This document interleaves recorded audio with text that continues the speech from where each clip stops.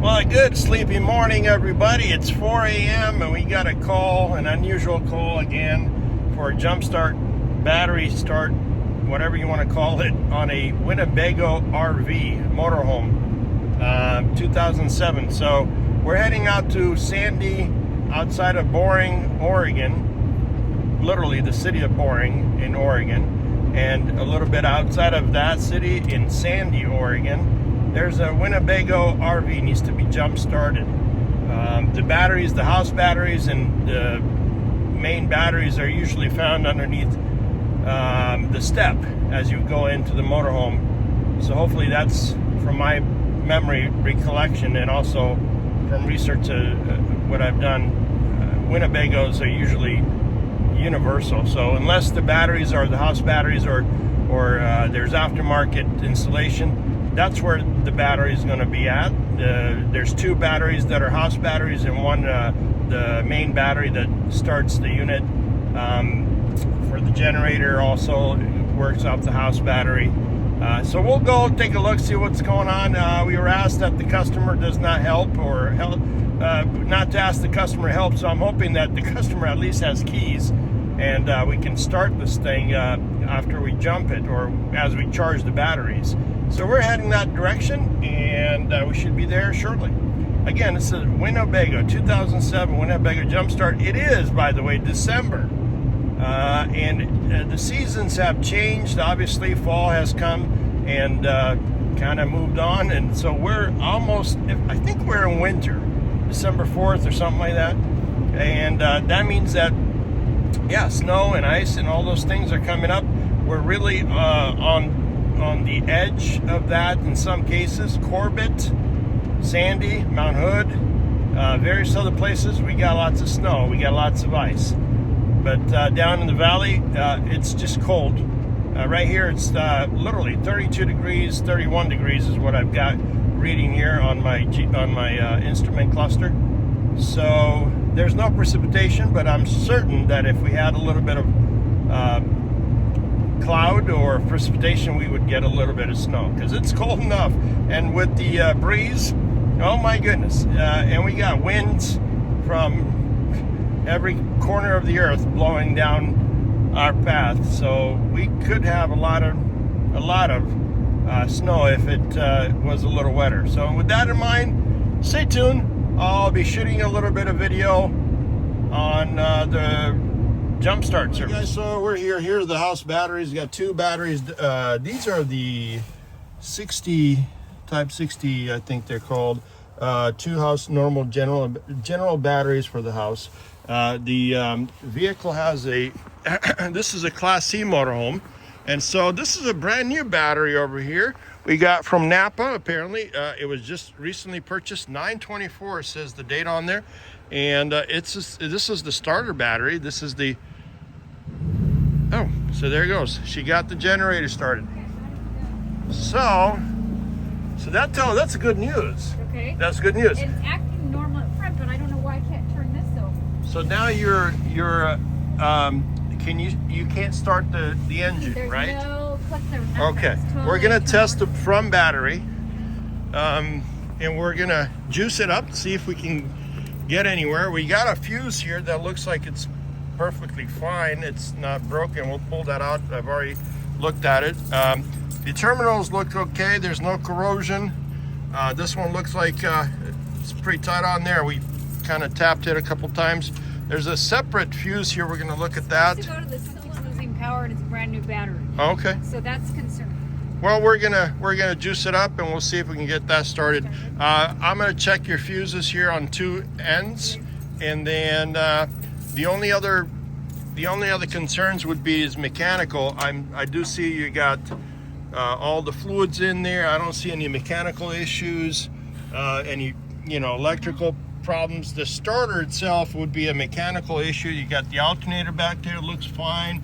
The starter on these guys, I forget where it's at, but that's more of a mechanical thing. So we're gonna take a look at every little piece and puzzle to make certain that this vehicle is a safe vehicle. It is 4 in the morning or 5 in the morning. Hey, look at that. She cranked it over. She has dashes.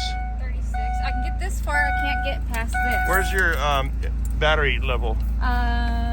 Fuel low, right here, right in the middle. HL, high low. high or low? That's your it battery. Won't turn over right here. Nothing. Okay, so it looks like you're getting just enough juice to light up stuff. The dash. But yeah. let's Okay. auxiliary We tried start. that. You tried that? That's never. Push yeah, and I don't hold think it. That's working. Push and hold. That's never done anything. It should I've go. said that before, but it's never had juice there. I can tell you that. By the way, just so you guys know, when you do have this auxiliary backup battery, this goes off the battery bank in the back. It gives you more juice, or vice versa, depending how it's wired. But these are so cool to have. Not all vehicles have them. But This yeah, is mine probably come manufacturer. This again, it's Class C. I thought it was a Class A, but Class C is just as good as Class A. But anyway, let's do our test. 12.6 with the generator on. The battery itself, the 12.6, usually you need about 13 volts depending on each Class A, Class C. Honestly, I lost count, but 12.6 should actually crank it over. We're gonna give it some more juice, but let's do this first. If you don't mind, would you mind cutting down the generator, see if it drops how much? Okay. Yeah, Because sometimes that keeps the battery up, and this will tell us if it decreases as she turns the generator off. Because right now, the generator started. Generator's off. Let's see. Battery's holding a 12.6. Interesting. So there is no draw from the generator to here, which is concerning. Yeah. It should be dropping just a slight bit, but let's try now crank over the engine on with your key, if you don't mind. We'll take a look at this. See if that makes a difference. As she cranks it over, it should draw some power.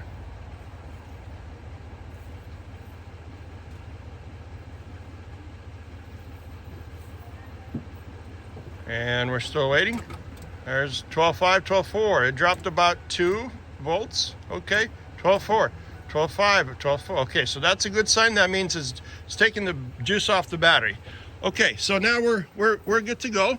We're gonna give some juice to the battery from my battery bank. Okay. And we're gonna try again. We went back to 12.5, so it's stable. So let's give it some juice. All right, now we should be at 12.6. It looks like, plus whatever amperage. So you're welcome to start it. Try to start it now. Okay. See if that made a difference. This battery bank is fully charged, by the way. We had it charged over the last few days, week. It's been sitting there charging.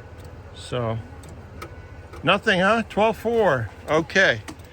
So we've got a semi truck, 1700 peak amps coming in through here at this time onto this battery bank, and it's still reading 12.5. She cranked it over. She said no, nothing's coming over. So we're giving enough juice into it. Let's check the relays and the fuses. I do not. I might have some. Okay, Anyway, so I pulled up the batteries. Checked this fuse. It's good. Obviously, you can even visibly see it. There's another cover right here, another fuse. That looks perfectly fine. Then I pulled this cover here, which wherever that goes, you all saw. A customer mentions it's probably the jacks. Well, it's missing an entire fuse, and I believe that's probably a 20 amp. Could be kind of like these other ones, and it's more of a bigger battery. It's an RV battery, bus battery. Bus fuse. So I'm gonna go look to see if I have a fuse, but regardless, that shouldn't be the issue for the starter. That's too small of a wire for the starter solenoid or for the,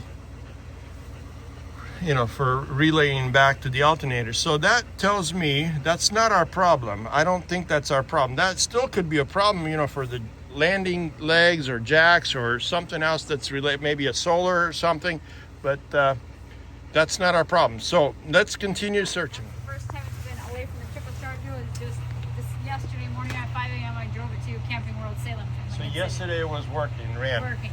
Okay, so customer states that there's a number of work that was done to it for a number of reasons.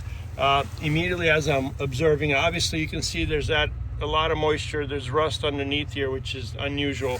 The vehicle does bring in a lot of moisture for some reason or another. She had that looked at.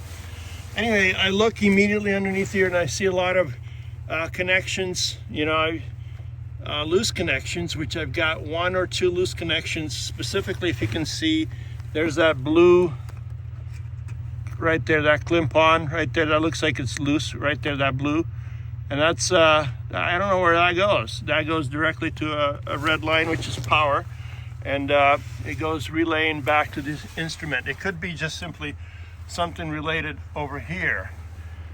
So whoever did some work left something that's, obviously these are not that important, but that one concerns me because it's a red power line, and that may not be a safety because it may not be connected, but I'll test that if I could.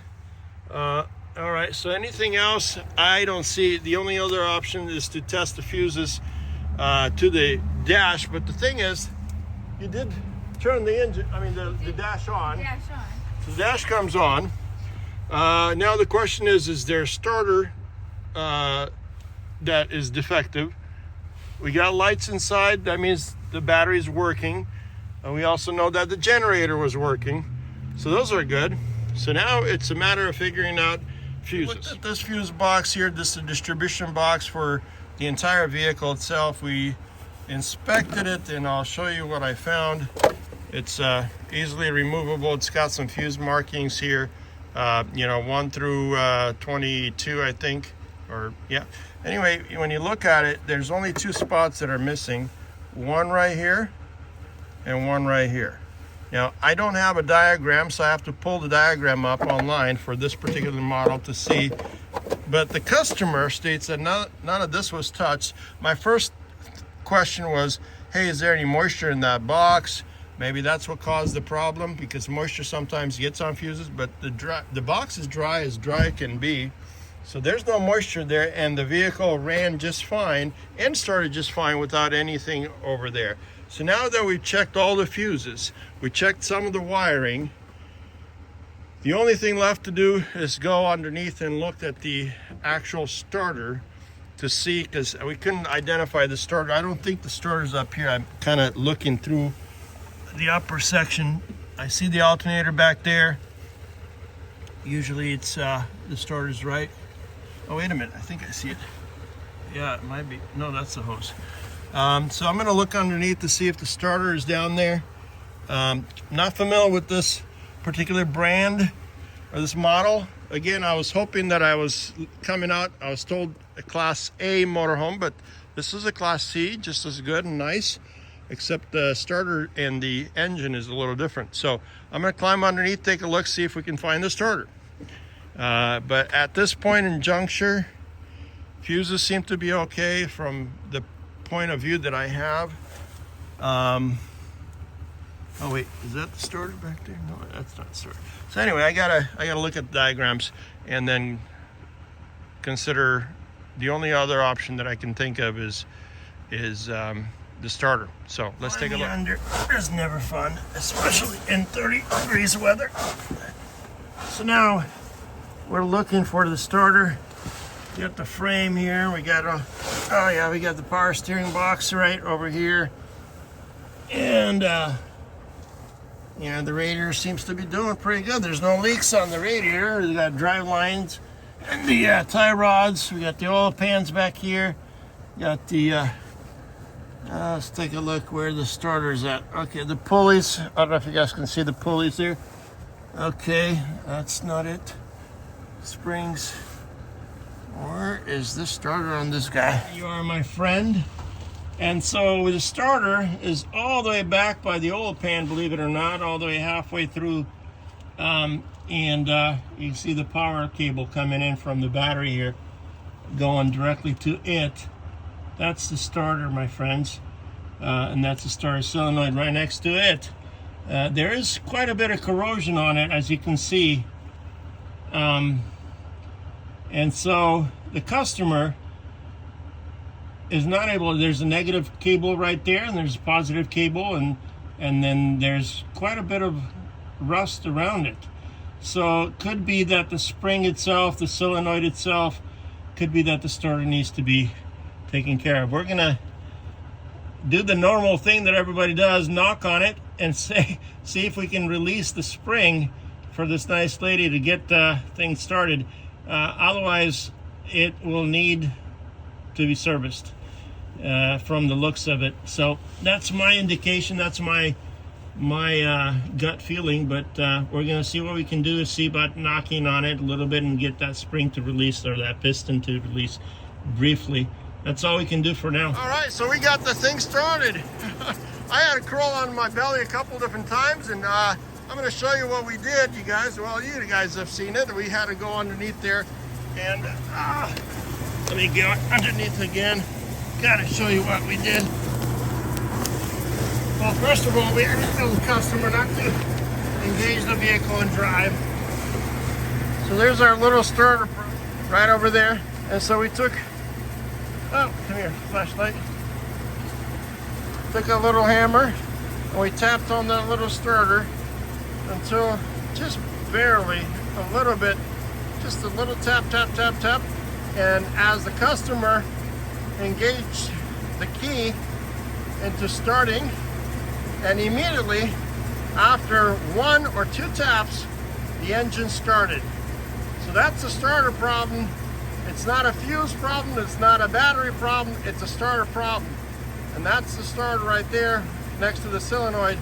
And so it's likely that the starter is going bad. It's cold outside, the spring relay and all those things, well, it needs to be replaced. So at some point before the winter completely comes up, that needs to be taken care of. Another thing is, I want to tell you guys, customers complain of moisture in the vehicle itself. It's documented moisture. I mean, you can smell it, you can see it, you can taste it, and it's very visible. Moisture in the vehicle, it's absorption, it's being absorbed in the furniture and everything else, is not a good thing to have. As you can see, the starter itself was the cause of this problem, but however, she does have additional issues that need to be looked at, and she may need an additional assessment done for the cause of the moisture, where the moisture is coming from at a later time. She's instructed me that she might need to file a claim against her insurance policy because there's a number of concerns she has. At this point, I'm just documenting this. The vehicle started.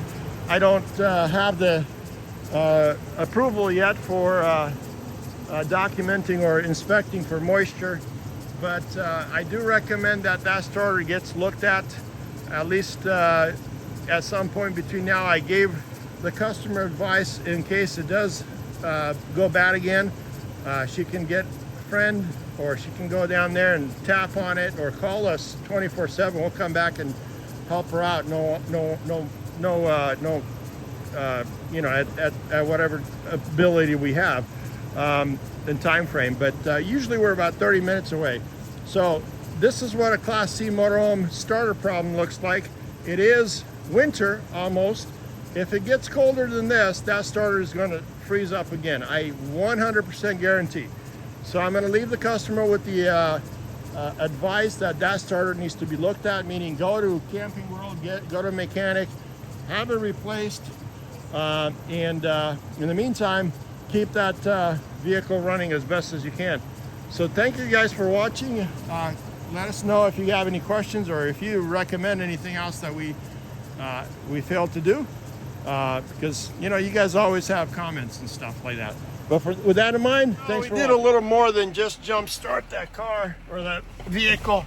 We had to mechanically inspect it and visibly inspect the fuses and the engine compartment, and then eventually made our way to the starter solenoid and the starter, and then crawled onto my rear and my back underneath the unit, and we tapped it as the customer engaged the starter or the key, and that started the unit. So it's like I said, it's 32, 31 in some places. Cold starters usually go bad in the cold, and they lock up.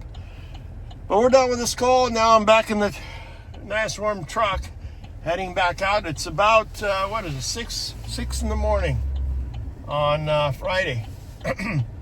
My throat feels a little bit chalky, that's the word. Gotta find my way out of here. And gotta get some coffee or some tea or something. But thank you for watching, and call us if you need us.